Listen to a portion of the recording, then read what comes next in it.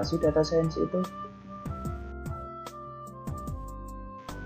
Data science merupakan gabungan dari beberapa bidang keilmuan yang terdiri dari computer science, pakar, dan matematik statistik.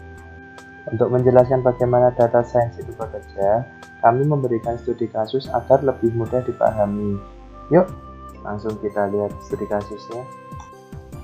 Hai, saya Michael Sonobe. Saya seorang bisnis analis. Seorang bisnis analis bertugas untuk menganalisa, memvalidasi persyaratan untuk perubahan proses bisnis atau kebijakan suatu perusahaan atau organisasi. Goals-nya memberikan informasi kepada bisnis analis agar bisa menentukan strategi bisnis yang tepat. Yang menjadi dasar analisis yang berkaitan dengan film adalah lingkungan. Lingkungan adalah suatu kekuatan atau keadaan dan peristiwa yang saling berhubungan di mana organisasi mempunyai atau tidak mempunyai kemampuan untuk mengendalikannya. Oke, selanjutnya analisis SWOT.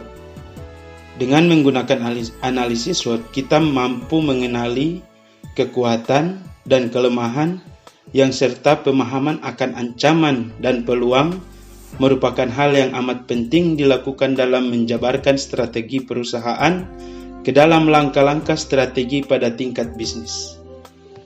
Secara sederhana, analisis SWOT dibagi menjadi dua. Yang pertama, analisis internal. Yang kedua, analisis eksternal.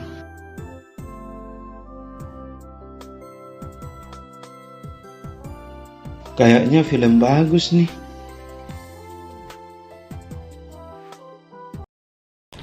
All right then. I'm sure you're all eager to hear your results from our first month of sales. Let's start with Steve. Total sales in this first month, up 3.5%. Booyah! All right. Here are a few highlights. Sporting goods, 4% increase. Watches, up 2%. Golf-related merchandise, 3%. Nice. Okay, Mick. Overall sales up 16%. Yes. Video games up 13. Whoa. Sportswear's up 21. Cool. Excellent way to open up the market, Mick. Good work. And Jen, up 14% overall. Solid work, my dear. Good. Hey, still too down. Kate, congratulations on being our top producer. Thank you. Up 20%. Wow. Okay. Wow. Thank you. Thank you. Cosmetics up 24. Permasalahannya sama sih. Sepertinya Aji punya solusinya ini. Halo, gimana kabarnya Ji? Halo, kabar baik Mike. Kamu gimana kabar? Kabar baik juga. Aku sekarang sedang menonton film. Kebetulan masalahnya sama dengan masalah aku di kantor. Memang apa permasalahanmu Mike? Adakah yang bisa saya bantu Mike? Jadi, begini. Aku mendapatkan tugas dari atasan untuk meningkatkan penjualan. Lalu, goalsnya itu membuat sistem pemasaran. Kamu punya kenalan yang bisa mengerti tentang data science? Oh, jadi begitu. Yuk kita ketemu di kafe tempat kita biasa. Halo Ji, emang punya proyek apa? Oke Ji, aku OTW ke sana. A few moments later. Halo Mas Michael, kenalkan saya Arya. Saya di sini sebagai AI expert untuk membantu proyek ini.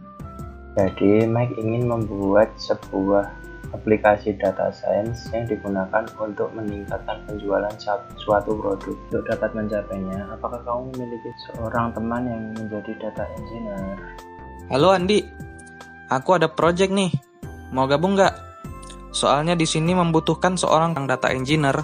A few moments later. Halo, nama saya Andi. Saya teman Arya. saya seorang computer engineering. Jadi permasalahan data engineer sudah selesaikan. Arya bisa tolong dijelaskan apa itu AI expert? Baiklah, saya akan menjelaskan apa itu AI expert. AI expert adalah seseorang yang mampu membuat mesin yang cerdas dan dapat melakukan hal-hal yang sebelumnya dapat dilakukan oleh manusia, agar komputer dapat melakukan sesuatu sebaik yang dilakukan oleh manusia. Adapun juga metodologis dalam penyelesaian masalah-masalah bisnis termasuk di dalamnya tentang pemrograman simbolik, pemecahan masalah, dan program pencarian atau search. Pada permasalahan yang diutarakan oleh Aji tadi, saya memiliki 2 algoritma untuk membantu menyelesaikan permasalahan tersebut. Yang pertama adalah C4.5 dan yang kedua naive Bayes. Entropi adalah suatu parameter untuk mengukur tingkat keberagaman atau heterogenitas dari kumpulan data. Jika nilai dari entropi semakin besar, maka tingkat keberagaman suatu kumpulan data semakin besar. Berikut adalah rumus entropi di mana M sama dengan jumlah kelas klasifikasi, PI sama dengan jumlah proporsi sampel atau peluang untuk kelas I. Gain adalah ukuran efektivitas suatu variabel dalam mengklasifikasikan data. Gain dari suatu variabel merupakan selisih antara nilai entropi total dengan entropi dari variabel tersebut.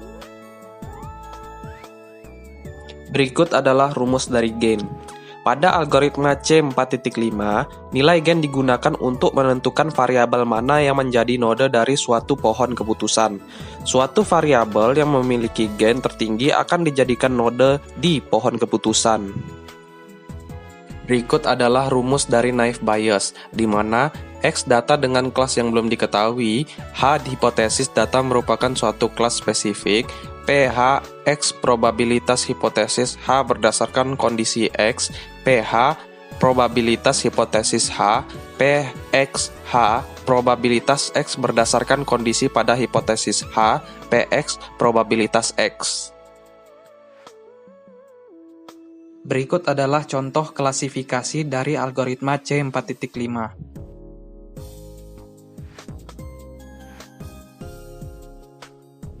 Dan ini adalah contoh penggunaan entropi dari algoritma C4.5. Dan berikut ini adalah contoh penggunaan algoritma naive Bayes. Mohon maaf Mas Mike, apa saya boleh minta data agar saya bisa melakukan pengecekan terhadap metode apa yang paling efektif untuk digunakan? Untuk perbandingan dari algoritma C4.5 dengan naive Bayes bahwa C4.5 memiliki akurasi yang lebih tinggi dibandingkan naive Bayes. Jadi menurut saya C4.5 memiliki peluang yang lebih besar untuk dapat digunakan dalam proyek ini.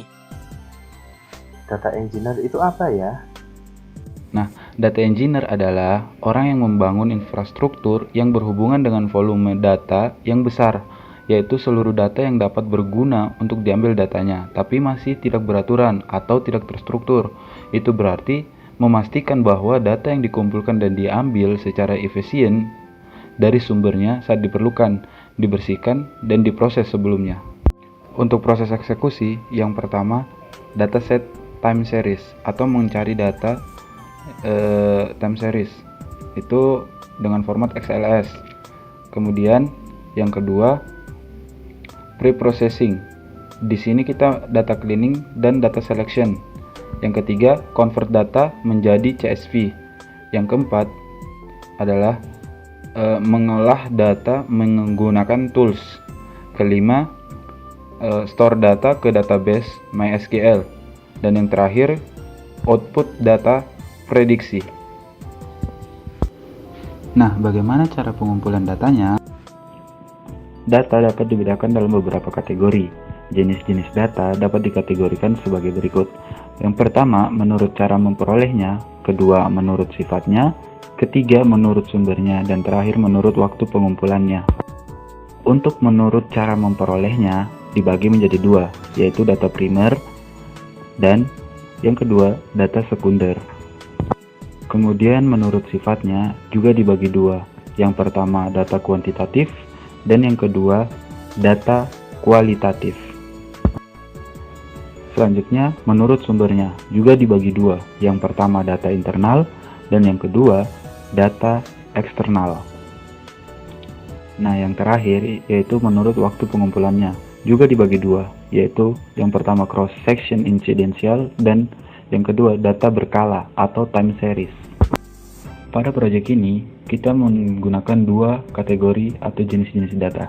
Yang pertama menurut cara memperoleh data atau lebih tepatnya data primer, dan yang kedua menurut waktu pengumpulan data atau yang lebih tepatnya data berkala atau time series. Kemudian Pak Michael pasti bertanya, sumber datanya dari mana? Dan terus data yang diperlukan itu apa? Untuk sumber data, itu berasal dari data penjualan yang ada di kantor Bapak.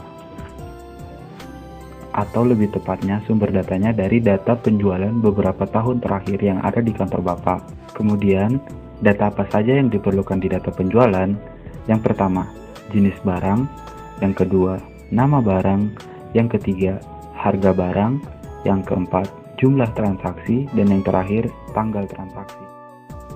Ji, tolong dijelaskan lagi dong, agar saya lebih mengerti. Cara kerjanya mirip dengan kuesioner lah, Mike. Oh, seperti itu. Untuk membuktikannya, kita harus mencari seorang yang paham tentang matematika dan statistik. Aku punya teman math and statistik. Sabar, tak hubungin dulu ya. Halo Walidi, aku punya project nih. Mau gabung nggak? Ayo datang di kafe. A few moments later. Halo, nama saya Walidi Rahman Hakim. Saya seorang matematik dan statistik. Jadi, kita tadi sudah mendapatkan beberapa hasil dan kita membutuhkan seorang yang paham tentang matematika tentang algoritma C45. Apakah kamu bisa membantu? Oh iya, mengenai algoritma C4.5.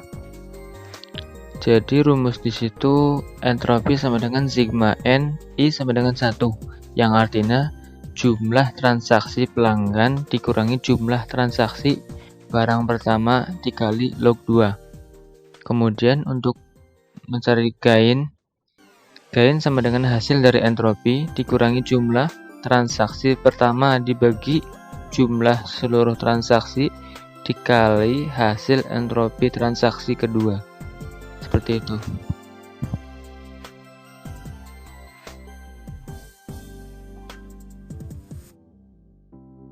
Hai, bertemu lagi pada episode 2 dari Animasi Data Science. Saya di sini sebagai pengingat terhadap episode yang kemarin. Jadi, pertama saya akan menjelaskan tujuan dari penelitian ini. Tujuan dari penelitian ini adalah memberikan informasi kepada bisnis analis untuk menentukan strategi bisnis yang tepat. Selanjutnya, manfaat dari penelitian ini. Penelitian ini diharapkan untuk memudahkan bisnis analis untuk menentukan keputusan bisnisnya. Dan yang terakhir adalah alur penelitiannya. Untuk alur penelitiannya, kita mengibaratkan seperti membuat kopi cappuccino. Ada 3 fase. Untuk fase awal adalah menentukan objek, kemudian mencari dan mengumpulkan data, selanjutnya normalisasi data, setelahnya entry data, dan pada proses yang terakhir adalah proses olah data dan rekomendasi. Untuk mempersingkat waktu, yuk kita lihat proses pengerjaannya. Andi, untuk data kita yang telah dinormalisasi kemarin, apakah sudah bisa dieksekusi di dalam database? Udah bisa kok ya. Tolong diperlihatkan dulu. Dari data yang diberikan di sini saya merubahnya ke bentuk CSV dikarenakan datanya masih berbentuk Excel untuk diinputkan ke sistem database-nya. Sebelum diinputkan, saya telah melihat datanya dan saya telah membuat database-nya dengan nama yang sama seperti data mentah yang diberikan kepada saya oleh Pak Arya. Ini Pak bentuk dari sistem database-nya. Untuk proses menghitung ratio gain dan nilai gain nanti akan disimpan di tabel ini. Tabel ini saya buat karena saya melihat adanya proses gain dan ratio gain untuk menentukan akar keputusannya. Nah, untuk atribut apa saja yang diproses dalam algoritma yang kita gunakan, saya akan coba tampilkan query-nya. Nah, untuk kolom apa saja yang digunakan Pak Walidi, kita bisa lihat dengan menjoinkan beberapa table sebagai berikut. Nah, ini merupakan query implicit join, di mana kita bisa lihat ada tabel yang memiliki data yang sama, yang merupakan syarat dari implicit join. Dari query ini, kita bisa lihat di sini ada perintah select, di mana perintah ini untuk memanggil data dari kolom quantity dari tabel penjualan, data dari kolom payment di tabel penjualan, dan data dari kolom branch di tabel store, data dari kolom city di tabel store juga, dan yang terakhir data dari kolom tipe member di tabel customer. Kemudian ada perintah from yang menunjukkan tabel apa saja yang dipanggil dan pada query ini. Di situ ada 3, ada tabel penjualan, tabel customer, dan tabel store. Nah, dan ada kondisi atau where, di mana tabel penjualan.id itu adalah tabel penjualan kolom ID store sama dengan tabel store di kolom ID store, dan tabel penjualan kolom ID customer sama dengan tabel customer kolom ID penjualan. Oke, mantap sekali, Ndi. Terus untuk perhitungan secara matematisnya gimana ya, Walidi?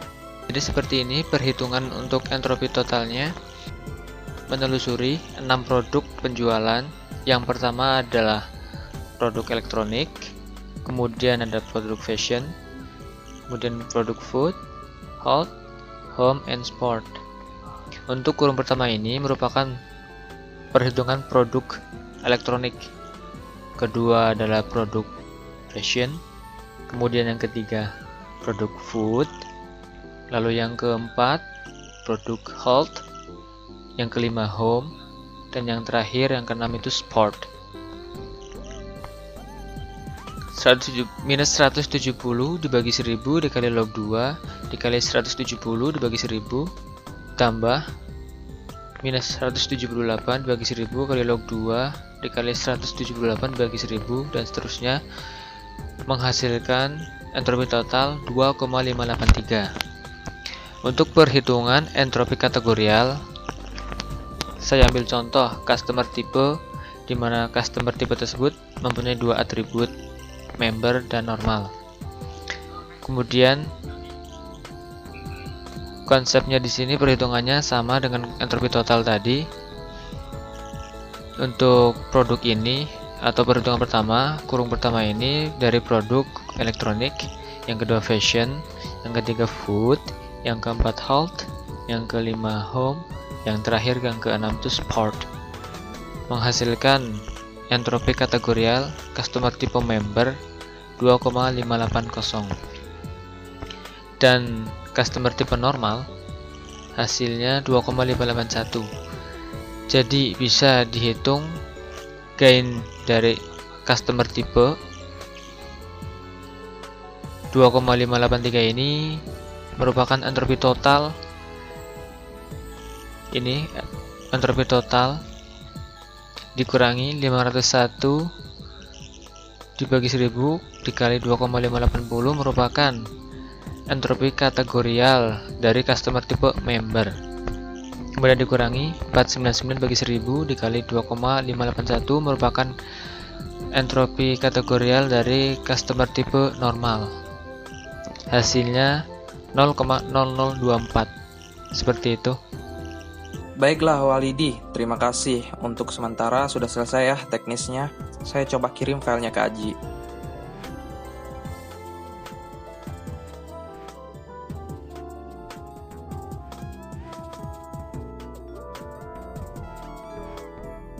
Ji, ini programnya udah selesai, bisa dicek di email. Sudah aku kirimkan. Oh, oke ya. Nanti ya, habis ini aku cek. Terima kasih. Sampaikan salam kepada Walidi dan Andi. Wih, mantap nih. Sesuai dengan apa yang aku inginkan. Oke, selanjutnya tinggal kirim ke Mike dan cair. A few moments later. Nah, ini aplikasi yang bisa menghasilkan informasi yang bagus dan tepat. Jadi kan aku bisa mengambil keputusan yang sesuai dan bijak.